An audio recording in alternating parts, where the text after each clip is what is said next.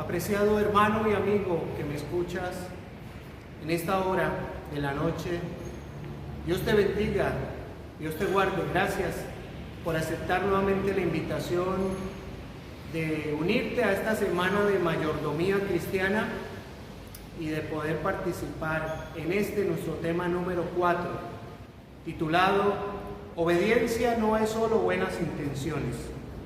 Y quiero invitarte allí al libro del profeta Josué, capítulo 1, versículo 7. Josué, capítulo 1, versículo 7.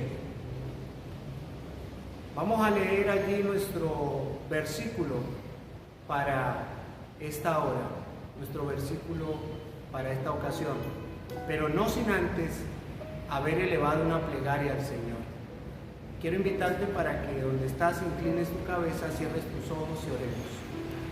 Querido Padre Celestial, alabado y glorificado sea tu santo y tu bendito nombre. Señor, en esta hora de la noche, una vez más, ante tu divina y santa presencia estamos. Cúbrenos con tu manto precioso, lávanos con tu sangre maravillosa.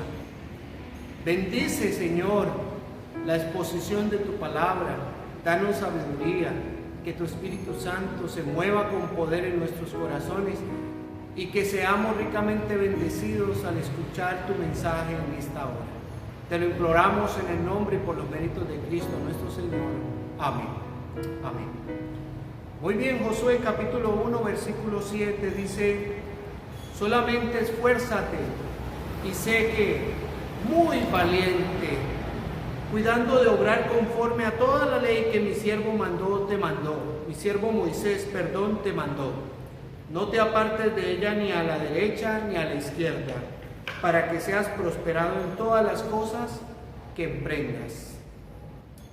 Para ser fiel a Dios, queridos, no basta con tener la intención de cumplir con nuestros deberes morales, sociales y espirituales. Quiero que tengas presente esa máxima. Te la voy a repetir. Para ser fiel a Dios no basta solo con tener la intención de cumplir con nuestros deberes morales, sociales y espirituales. La verdadera fidelidad conlleva la estricta obediencia a la palabra del Señor.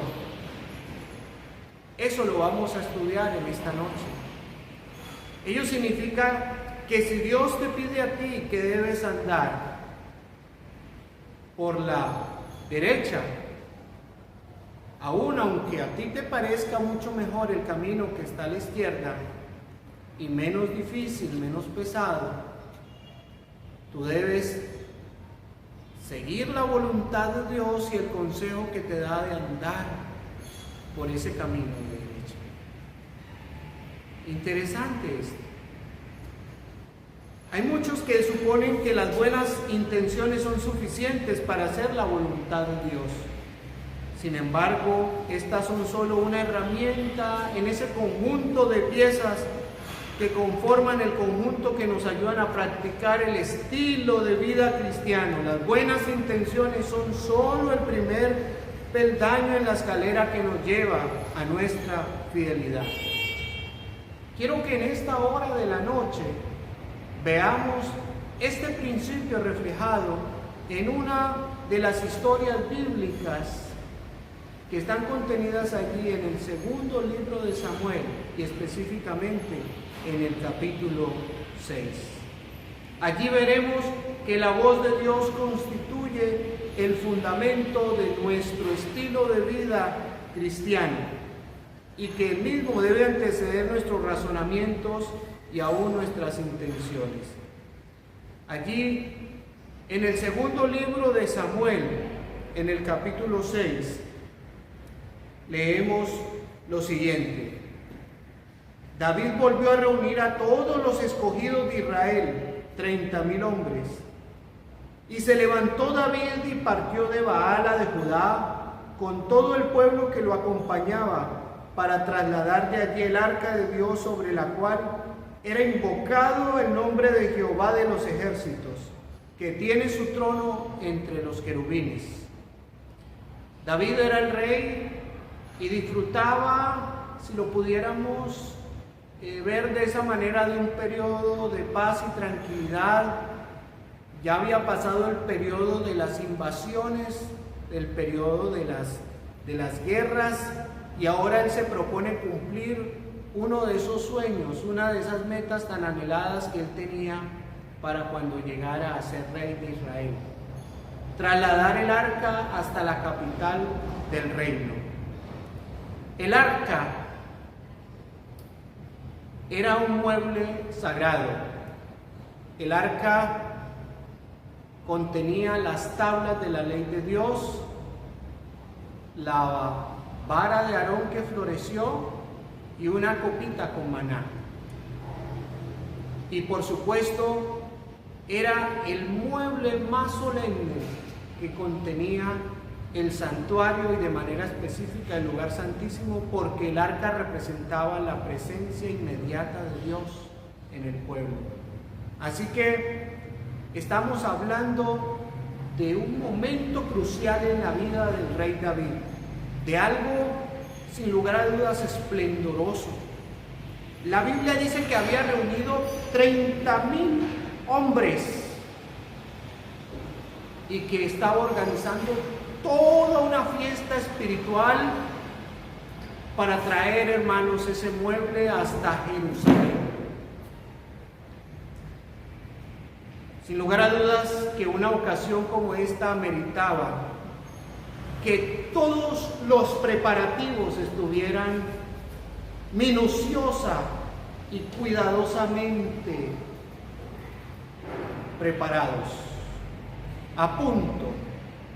Por eso, queridos, lo primero que el rey hizo fue convocar al pueblo, especialmente a los líderes de Israel, porque este evento era un evento festivo, la ceremonia así lo ameritaba. Así que el rey dedicó suficiente tiempo para ello. El libro Patriarcas y Profetas, en la página 695, declara que no había en el corazón de David ningún deseo egoísta, ni nada parecido. Solamente quería honrar a Dios llevando el arca, símbolo de la presencia, hasta la capital del reino. Ese era el objetivo claro que tenía el rey. Y no había ningún tipo de sentimiento de presunción, ni de grandeza, ni de deseo egoísta. Los preparativos incluyeron, queridos, la construcción, de acuerdo a lo que dice el relato bíblico, de un carro nuevo de madera. Y quiero que prestemos suprema atención a cada uno de estos detalles que vamos a ir presentando en este tema. Ese carro nuevo sería dedicado exclusivamente al transporte del arca, dice la Biblia. En el versículo 3, pusieron el arca de Dios sobre un carro nuevo y la llevaron de la casa de Abinadab, que estaba en la colina. Y Usa y Ayos, hijos de Abinadab, guiaban ese carro nuevo. David también, de acuerdo a como lo dice la Biblia, honró a los hijos de Abinadab.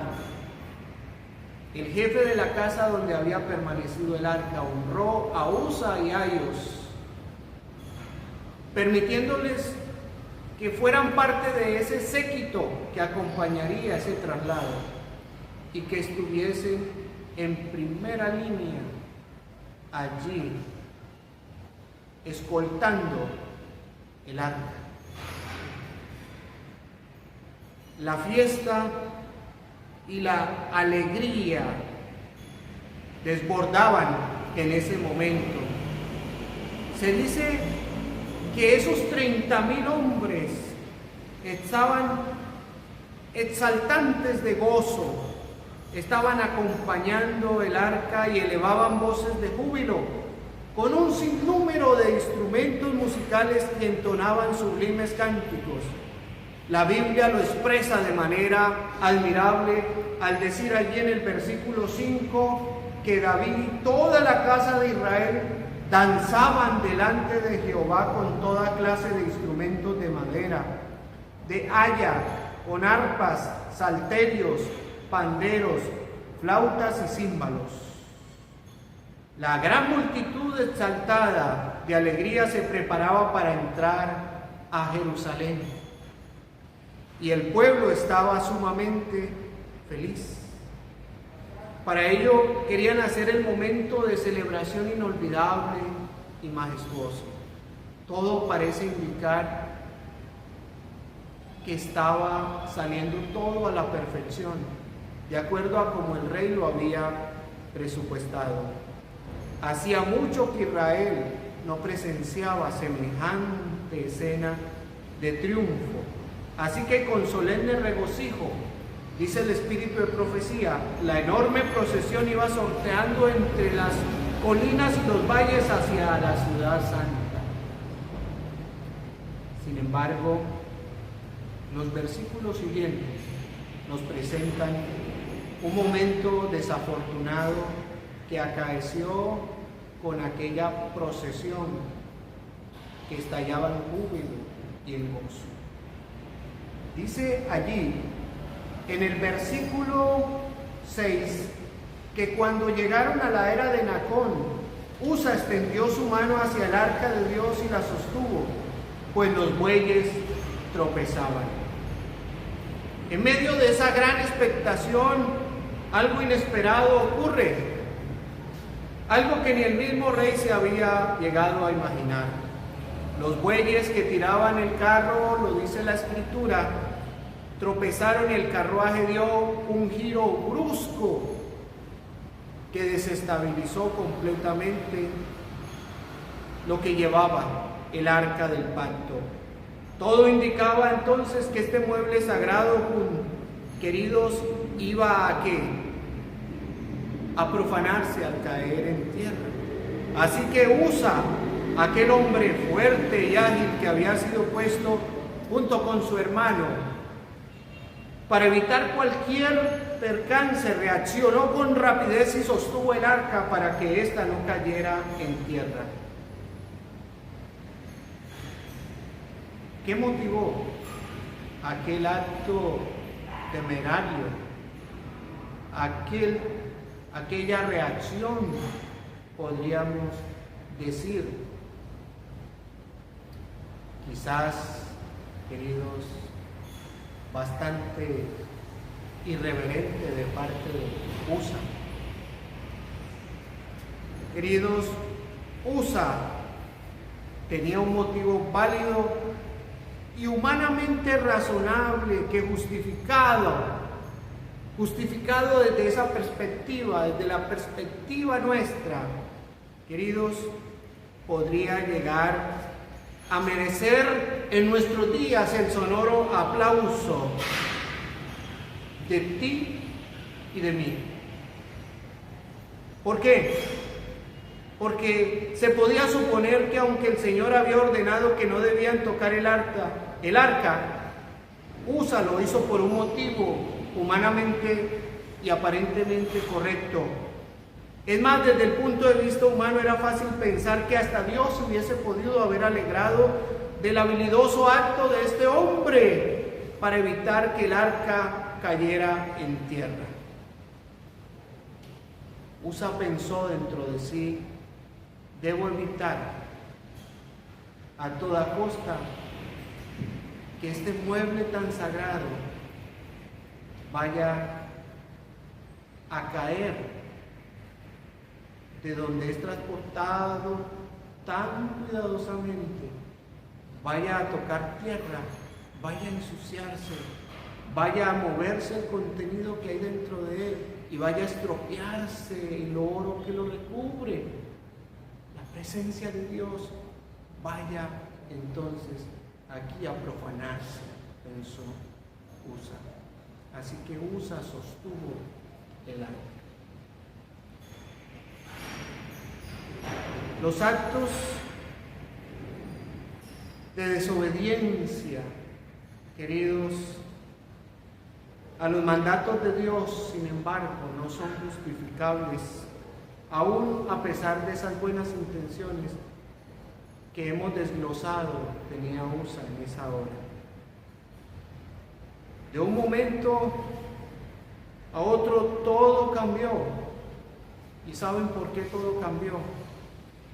Porque la Biblia dice que el versículo 7 de 2 de Samuel 6, que el furor del Señor se encendió contra Usa y allí mismo lo hirió Dios por aquella temeridad y cayó allí muerto junto al arca de Dios. Esa marcha se detuvo abruptamente y aquellas voces que tan jubilosamente iban entonando cánticos quedaron en un silencio sepulcral. Los instrumentos musicales dejaron de sonar y una trágica noticia se pregonaba por toda la multitud. Junto al arca yacía el cadáver de Usa, que murió por su atrevimiento de tocar el arca del Señor. La multitud pasó de la alegría a la tristeza, de la euforia al espanto, y un miedo generalizado se apoderó de la gran fiesta. Así que el rey quedó desconcertado y estupefacto. David y aquella temblorosa multitud no podían entender el por qué el Señor había actuado de una manera tan drástica con un hombre bueno que estaba lleno de nobles intenciones, que solo trataba de evitar que el arca cayera a tierra. Volvemos nuevamente a repetir lo que habíamos dicho anteriormente. El mensaje es muy claro, queridos hermanos. Las buenas intenciones no son justificables para desobedecer lo que Dios ha dicho.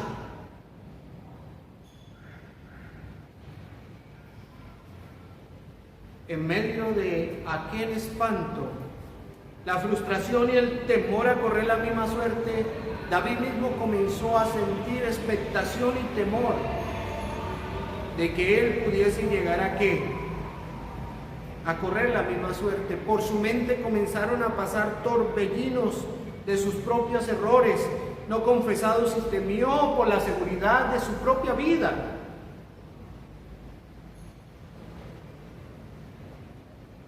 Los que minutos antes habían sido momentos de gran gozo, ahora se habían convertido en momentos de una reunión fúnebre y llena de espanto, donde cada uno quería escapar de ser consumido por la ira de Dios. Así que David dijo: hay que hacer algo. El arca no puede seguir siendo llevada así. Ya ocurrió esto y tenemos que analizar la situación. Así que por favor, el arca tiene que ser puesta en algún lugar cercano a donde nos encontramos. Así que apareció este hombre en escena llamado Obed-Edom. Obed-Edom asumió con agrado el compromiso de salvaguardar, de custodiar el arca del Señor, aunque sin lugar a dudas que también sentía reverencia y un sentimiento de mucha solemnidad frente a lo que había pasado. La Biblia dice, queridos, en 2 de Samuel capítulo 6, desde el versículo 11, que el arca de Jehová estuvo en casa de Obed-Edom el geteo 3 meses, y bendijo a Obed-Edom el Señor a toda su casa. El arca del Señor, su presencia fue para bendición en el hogar de esta familia. ¿Por qué? Porque tuvieron sentido de reverencia, porque comprendieron los altos requerimientos y estuvieron a la altura de ser considerados el lugar donde debía reposar el arca del Señor, su presencia. Así que el Señor bendijo a este hombre. Allí no hubo muerte, allí no hubo desgracia, allí no hubo maldición, hubo bendición de parte de Dios. Amén.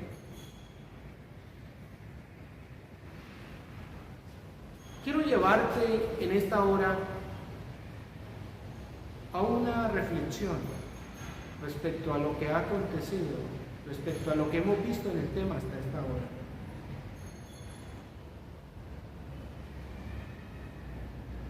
El infortunio que ocurrió con Usa es el mismo infortunio que podríamos nosotros experimentar si nosotros, por medio de nuestras buenas intenciones, queremos cambiar los planes de Dios.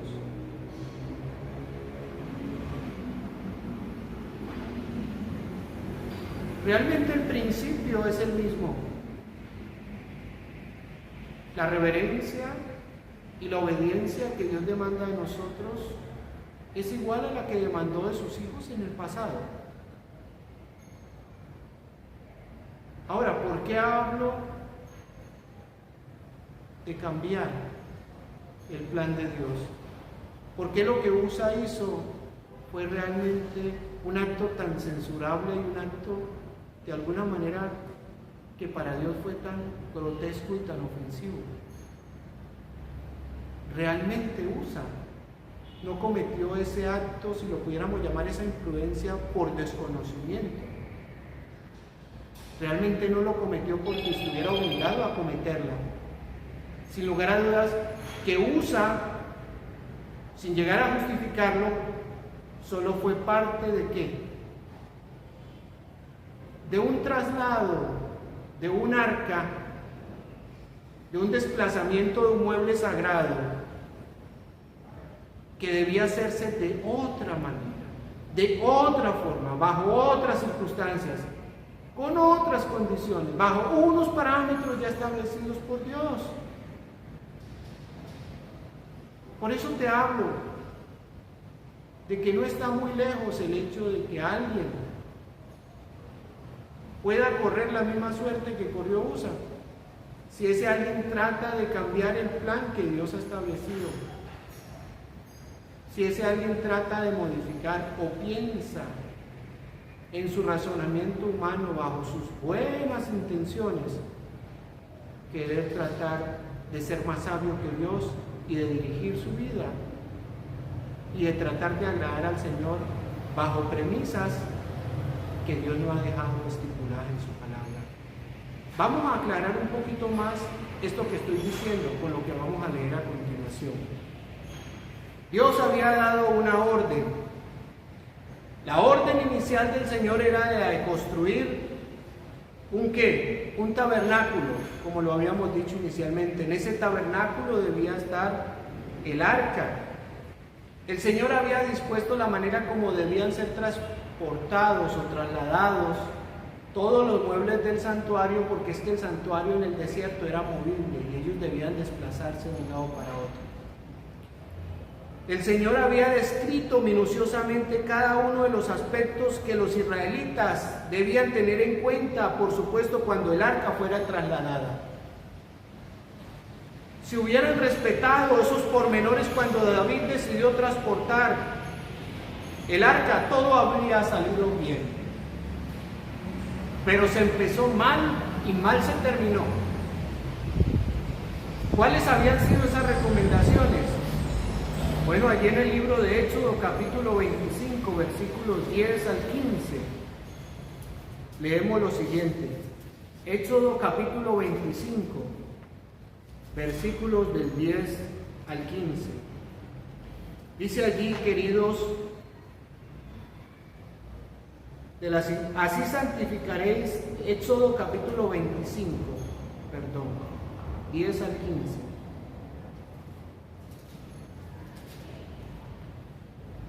Ok, ya lo tengo acá en mi Biblia. Perfecto. Harán también un arca de madera de acacia, cuya longitud será de 2 codos y medio, su anchura de codo y medio y su altura de codo y medio. La recubrirás de oro por dentro y por fuera, y pondrás encima y alrededor de ella una cornisa de oro. Fundirás para ella 4 argollas de oro que pondrás en sus 4 esquinas, 2 argollas a un lado de ella y 2 argollas al otro lado. Y harás también unas varas de madera de acacia, las cuales cubrirás de oro. y meterá las varas por las argollas a los lados del arca para llevar el arca con ellas. Las varas quedarán en la argolla del arca, no se quitarán de ella.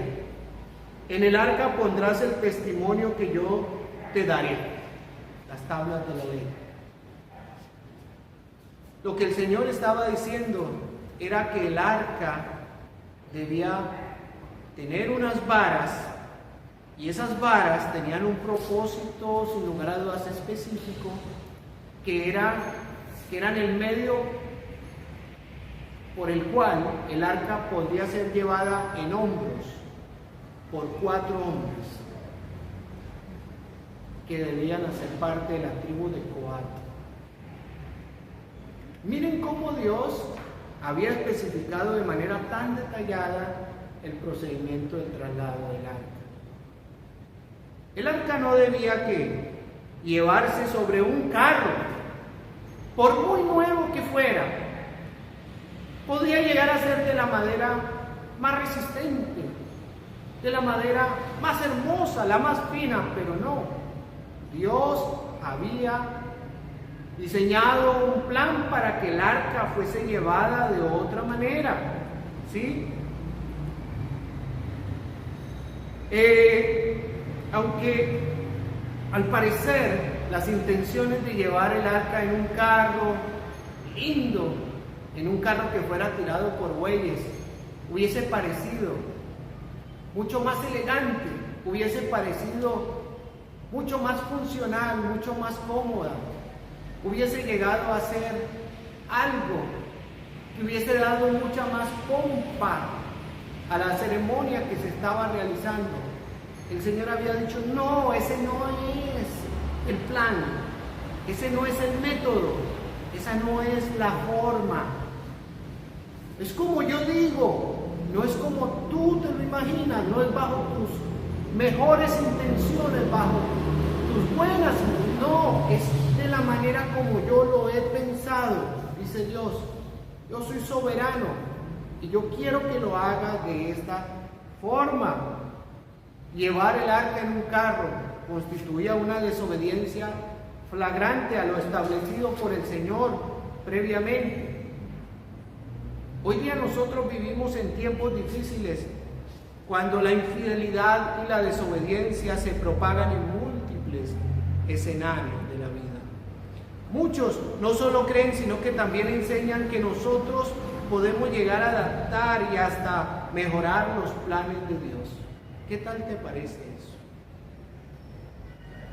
Es innegable que dicho razonamiento es otro engaño del enemigo. Tú puedes llegar, dice el enemigo, a hacer las cosas mucho mejor de como Dios lo ha pensado. Hoy en día se ha extendido la filosofía que se desprende del episodio entre Caín y Abel. Dios dice, pero yo qué, pero yo pienso, si Dios nos ha indicado la manera de proceder en cuanto a un asunto, no podemos considerar que Él aceptará un ápice menos de la norma requerida. Dios no rechazó la idea del carro nuevo porque el Señor da libre albedrío, queridos hermanos, para que el hombre decida si obedece o no obedece. Sin embargo, si dejamos que astutamente el enemigo nos imponga sus estrategias, finalmente cosecharemos los resultados de la desobediencia. El Señor no nos ha llamado a mejorar sus planes. Esto debe quedar muy claro en la mente tuya y mía. Solo los hijos de Coat debían transportar el arca, como lo decía anteriormente. Números capítulo 7, versículo 9 dice: pero a los hijos de Coat no les dio, porque tenían que llevar sobre sus hombros los objetos más santos, entre ellos el arca.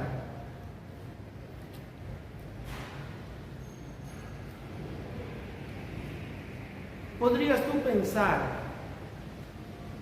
bueno, Quizás Usa solo fue una especie de persona que murió inocentemente. ¿Qué culpa hubiera tenido el pobre de que el rey lo hubiera puesto a cargar o a custodiar allí el carro que transportaba el arca? Realmente la muerte de ese hombre puede parecer a los ojos de muchos injusta, porque realmente quien se armó todo esto fue David.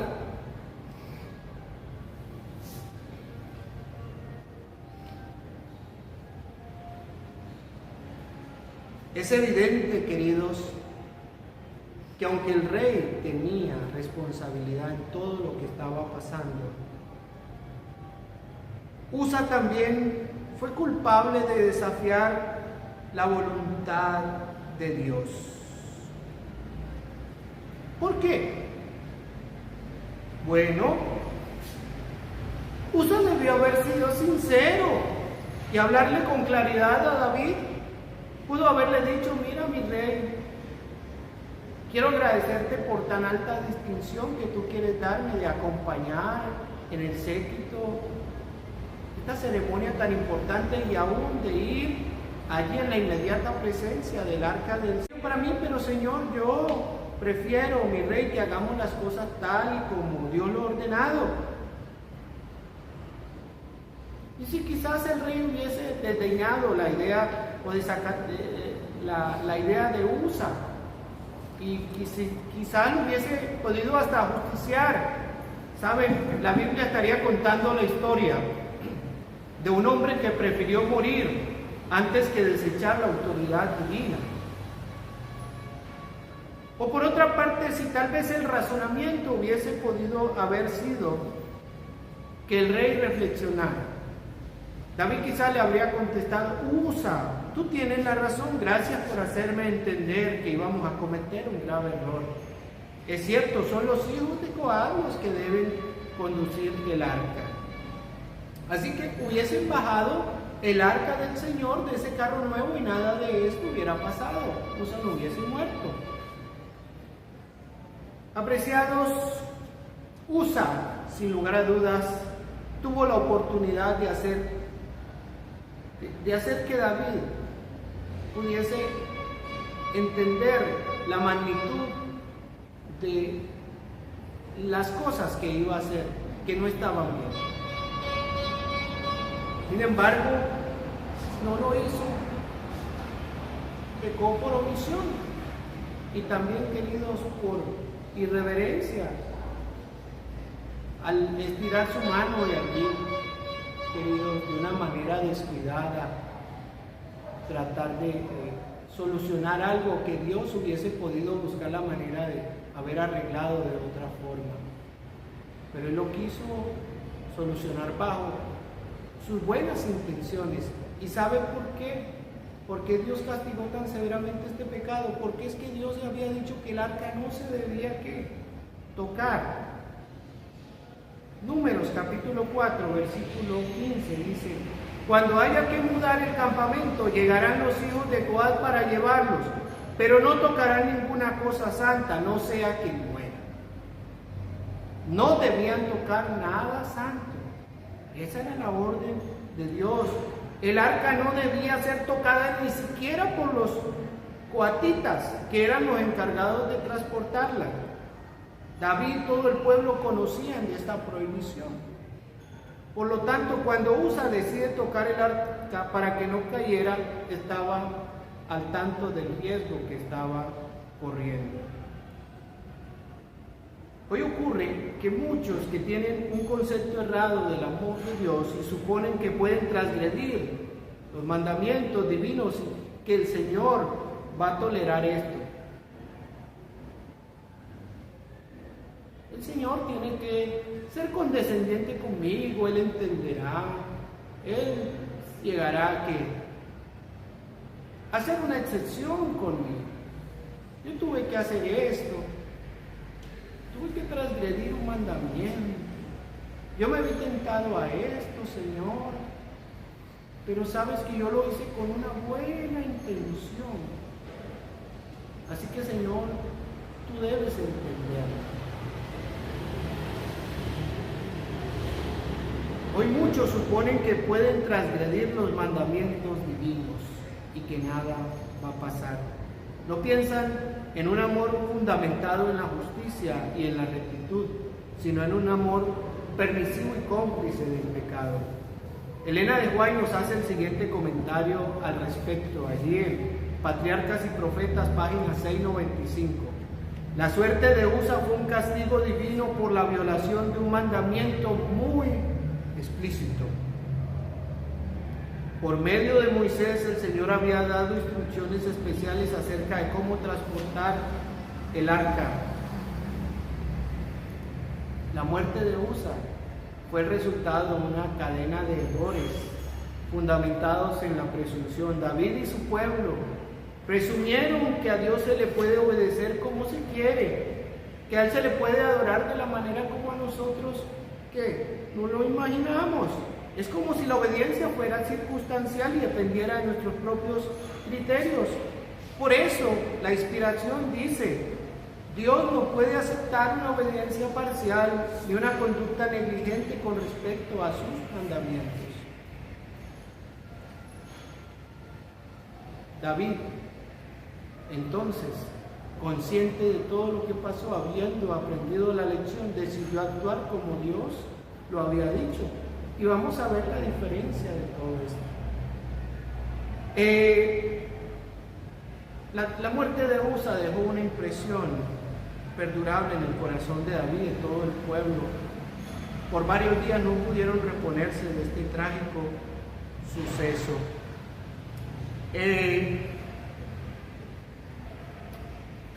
Y entonces el rey, después de 3 meses, decidió nuevamente, después de haber aprendido la lección, decidió nuevamente hacer las cosas conforme a lo establecido por Dios, como habíamos dicho. Dice allí, Patriarcas y Profetas, página 697, que entonces David convocó al pueblo para llevar el arca a la capital. Y todos los detalles fueron cuidadosamente guardados de obedecer al pie de la letra cada una de las cosas que Dios había dicho. Así lo relata la sierva del Señor. Al cabo de 3 meses decidió hacer un nuevo esfuerzo para transportar el arca, y esta vez tuvo especial cuidado de cumplir todo en detalle de acuerdo a la instrucción del Señor. Una vez más se hizo un séquito con instrumentos, se hizo, queridos, una procesión que era de jolgorio, de alegría. Habían voces de multitud que elevaban y pulsaban notas al cielo y marchaban reverentemente con contrición y apegadas a las leyes establecidas por Dios, y esta vez pudieron entonces de esa manera acercarse mucho más a la capital en un espectáculo casi indescriptible. Cánticos acompañados de la multitud que estaban a punto de entrar por las puertas de la muralla. Así el arca descansaba en la capital, tal como David y el pueblo lo habían soñado durante mucho tiempo. Si pudiésemos hacer un resumen, que vamos a hacer en esta hora, de las lecciones que aprendemos de esta porción de la Biblia que hemos leído en esta noche, diríamos que el Señor jamás va a aceptar una obediencia condicionada o circunstancial. Eso es lo primero que debemos aprender.